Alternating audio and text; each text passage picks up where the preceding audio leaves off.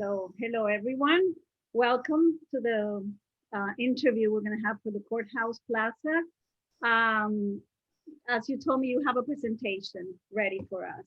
Usually we have about 10 minutes for the presentation. So if you're okay with that, I would give you a heads up when we're 8 minutes into it, because we want to try to keep the timing um, you keep the timing right so we don't extend and you don't miss out on saying something you want to say.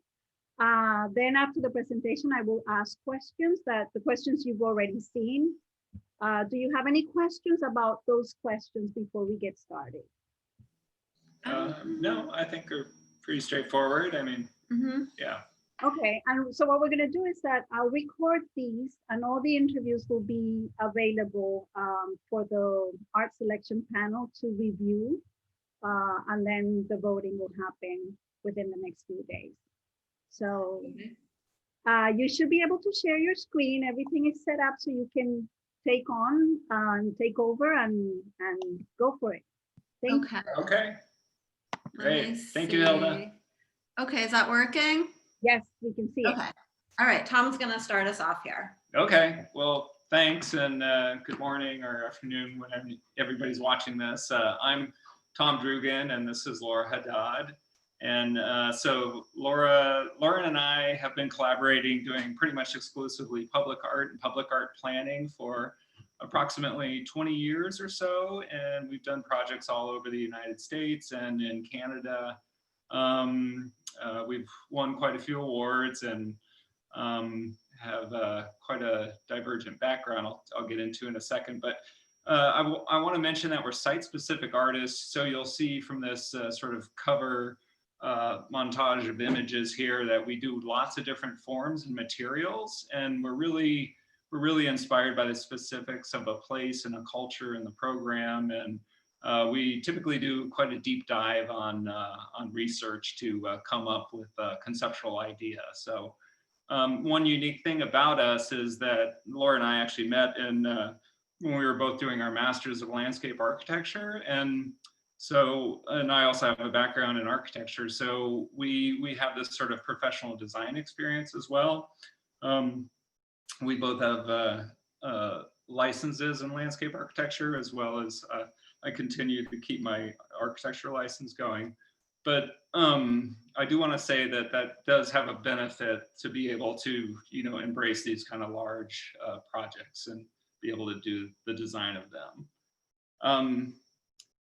Some of the other qualities I wanted to mention, and we'll go through the slides here. So just a reminder that what we do is often large iconic sculptures given the opportunities, but often iconic visual forms that incite curiosity and wonder.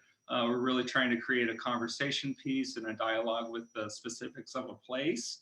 And as I mentioned, drawing on the site-specific natural and cultural qualities to elicit kind of a dynamic change over time, and incorporate theatrical lighting effects and design immersive spatial experiences and create places for things to happen.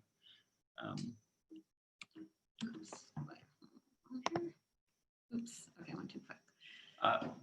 So a couple projects, so we thought about this idea that we often do sculptural forms, but the idea here is that here's a couple projects where we actually use sculptural interventions to kind of collapse or connect a very large area. The one on the right is Optical Gardens in Baltimore, which takes a block-long street and uses sculptural interventions to kind of pull the entire space together. There's a whole series of things that happen along this linear space. In Uplift in Phoenix that was just installed last year, earlier this year, it was a streetscape project where we created basically a long grove that sits along the streetscape, creating kind of a shady respite along this really long, bleak streetscape. So thinking about like basically sculpture, landforms, and ground plane, we wanted to show a few examples where we've used sculptural berms at SeaTac Airport. These undulating berms create kind of a framing crescendo experience as you arrive at the airport. And at Undercurrents, we clad a vault in a berm, and it also directs your view to the main plaza and guides people. And then in Scottsdale, we use berms to channel water. So, so we're very familiar with creating landforms to structure space. And then we've used ground plane treatments on a variety of projects. The optical gardens, which had the ring sculptures, we used carved granite and create kind of like a stage, a place to be, almost like a soapbox. At the Knott Garden in Seattle, we used colored pavers and shadowing well, actually the illusion of shadowing with black pavers. So using two-dimensional materials to create a 3D experience. And then the two projects on the right are using lines to draw you through a space. This project in Herndon, Virginia, it's part of the WMATA train line, new expansion, goes out to Dulles Airport. So here, the station is center loaded between two highway structures, but basically the idea is that you access through these pedestrian bridges. And here you have a series of granite tiles etched with words and images that create kind of a different poem every time you go through the space. So here, and we really tied specifically to a lot of history as well as culture of Herndon, and then also kind of the experience of going to and from work, home.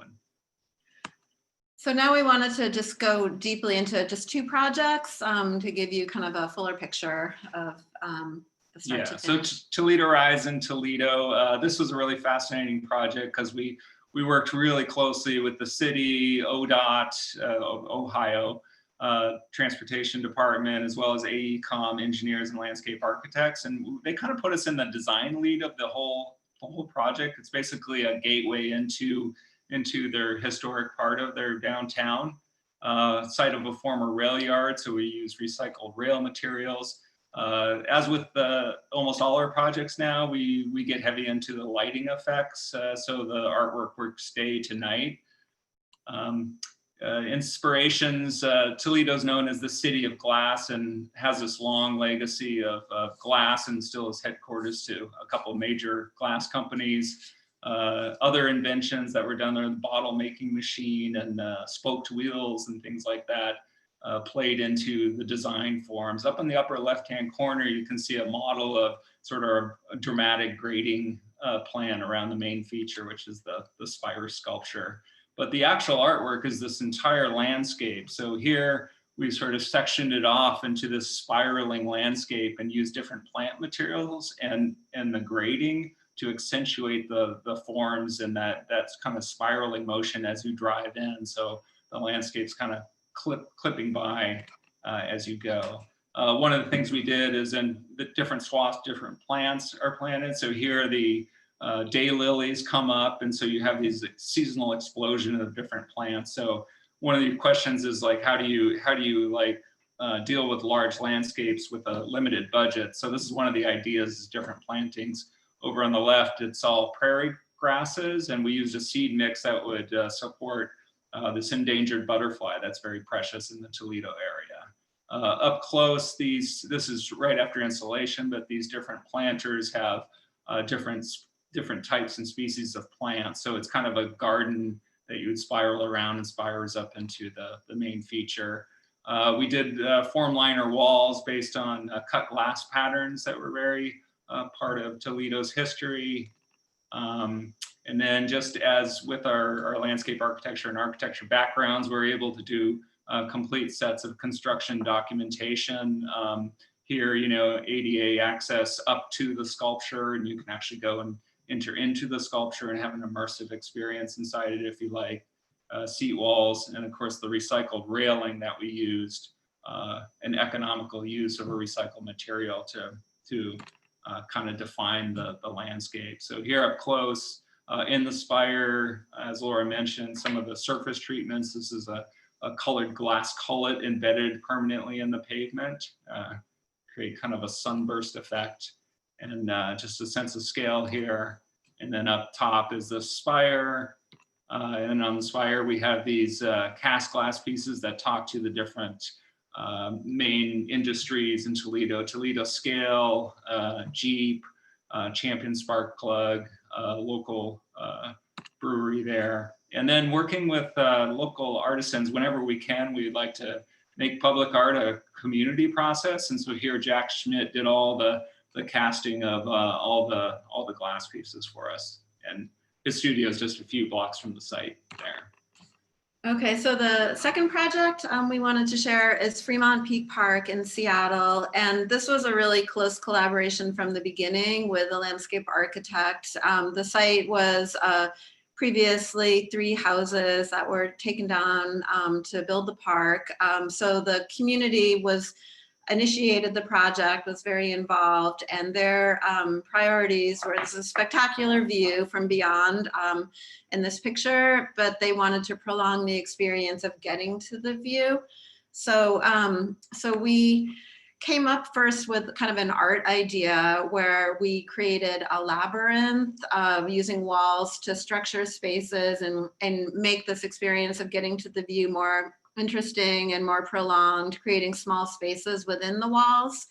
The concept was to create a labyrinth similar to the myth of the Minotaur, where Ariadne gives Theseus a silver thread to take him into the labyrinth so he can get back out.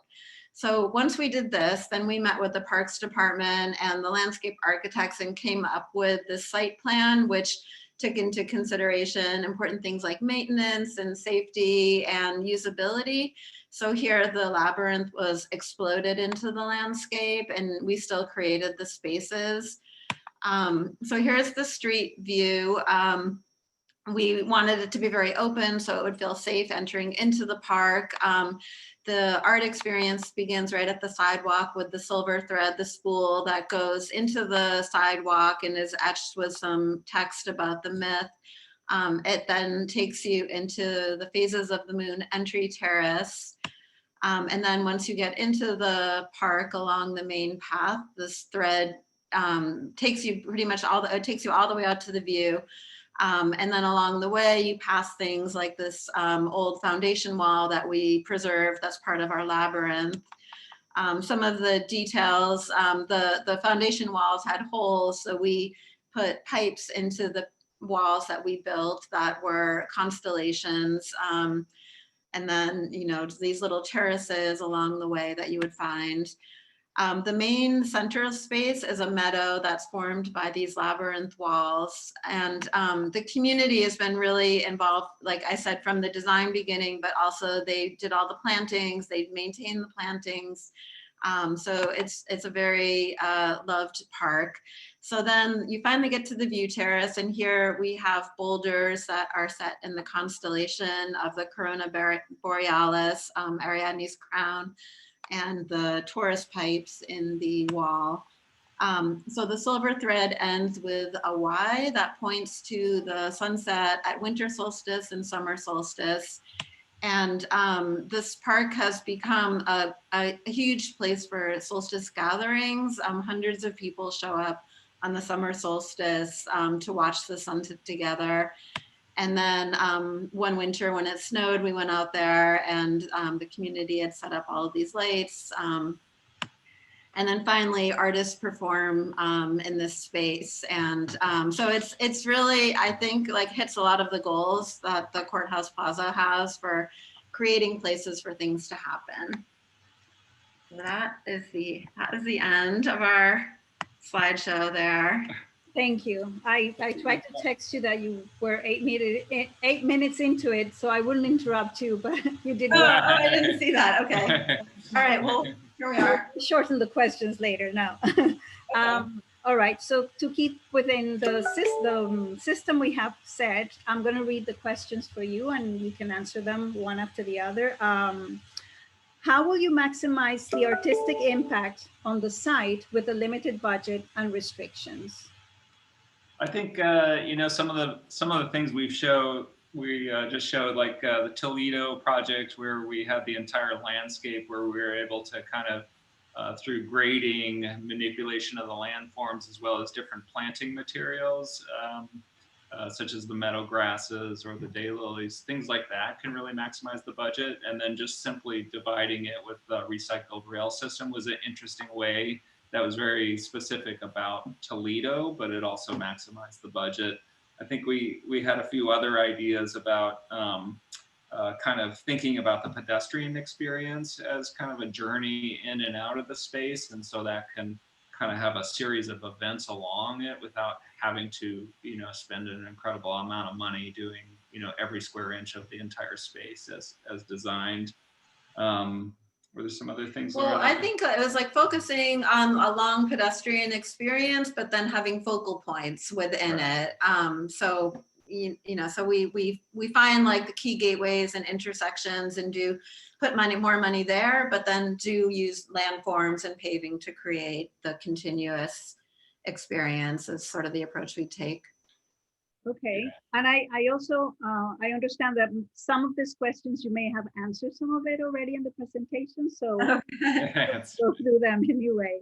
In regards to the safety of the Courthouse Plaza users from potential incidental incidents of violence, tell us about a project and the specific measures you incorporate to enhance the safety of users and to avoid hidden corners and hidden places. And this is very specific to the Courthouse Plaza because we have people that are walking through the Courthouse Plaza after trials, and there may be incident between the users. Yeah. Okay. Well, we're very familiar with CPTED, crime prevention through environmental design. And one of the reasons we selected the Fremont Peak Park project is because that was something we thought a lot about. The wide terrace at the entry allows police vehicles to pass by and look in and make sure that, you know, there isn't anything terrible happening. So just wide open views. And we had 2 pathways in and out of that park. So you could always get out if you felt like you were being threatened. CPTED also has a stipulation where you don't use vegetation between 3 and 8 feet high, so you can see through.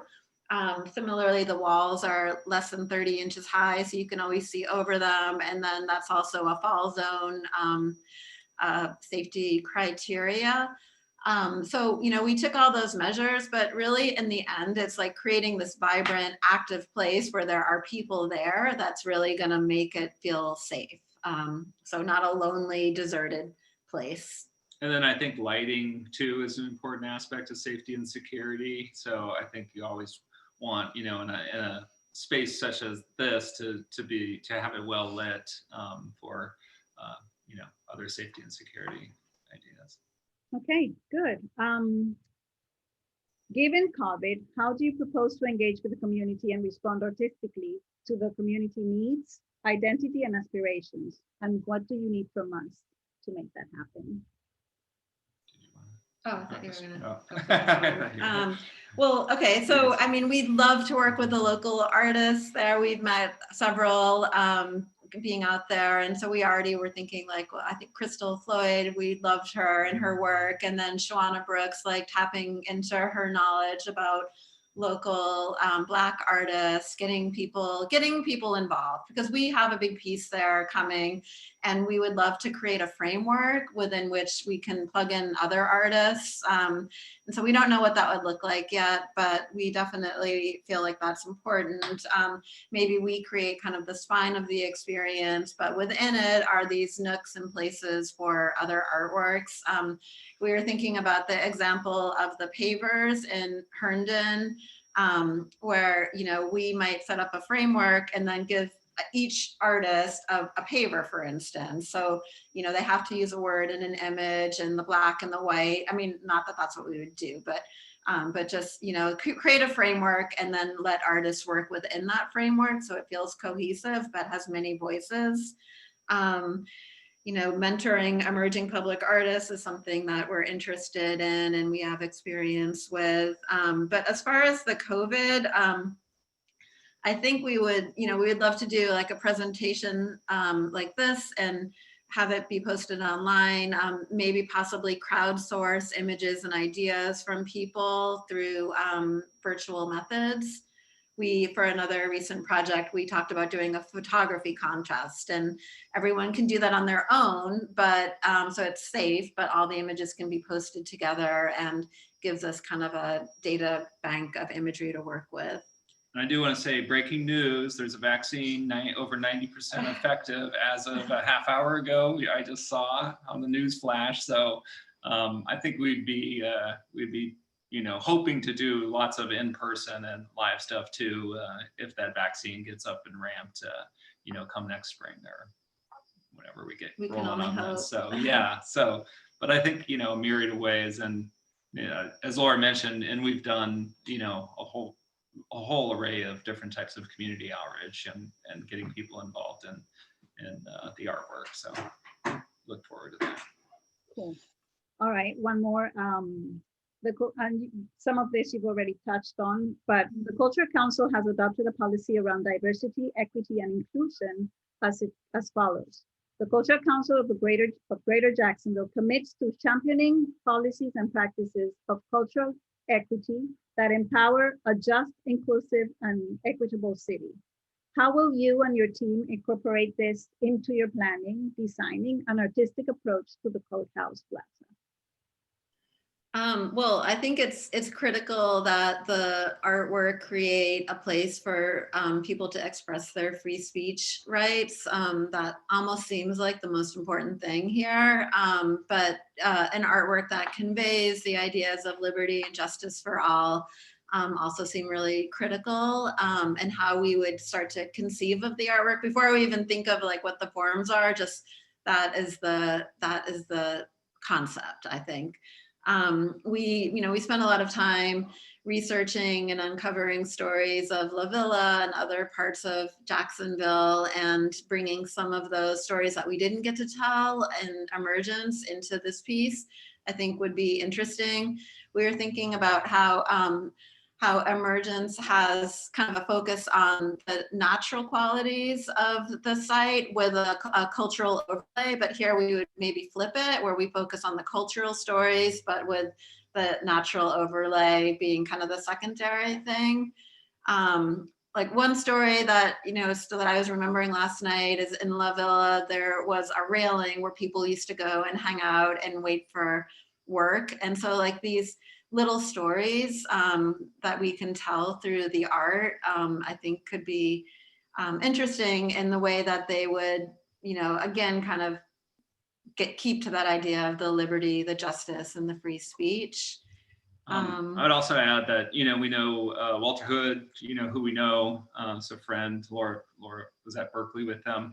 But he's working on the Lift Every Voice and park and streetscape over there. So it'd be interesting to see how, not just the Emergence artwork, but what Walter Hood and the team is doing over there and this Courthouse Plaza, to see how all those kind of new spaces and artworks could kind of work together. So kind of thinking, Laura and I do a lot of art planning as well. And then, I did do a lot of urban design work. So kind of thinking about the bigger contextual picture about how all these spaces work together, I think would be really exciting. So we're not kind of replicating what's going on with the other park, but creating something unique here that has a civic presence and community presence. That'd be a little different. And I think the other thing, as I was thinking about, in London, there's the Trafalgar Square, where they have the fourth plinth and art installations are placed there.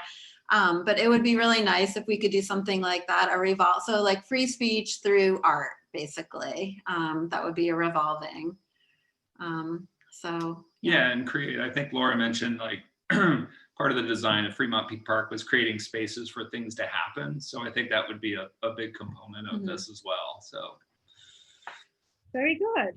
Well, the last point here, anything else you would like to tell the art selection panel that you haven't this far? I think you've been Well, I think we're super excited that, we're about to get Emergence finalized here with the big sculptural crescendo and the lighting effects. I think it's going to be, incredibly spectacular. And so we're super excited about that.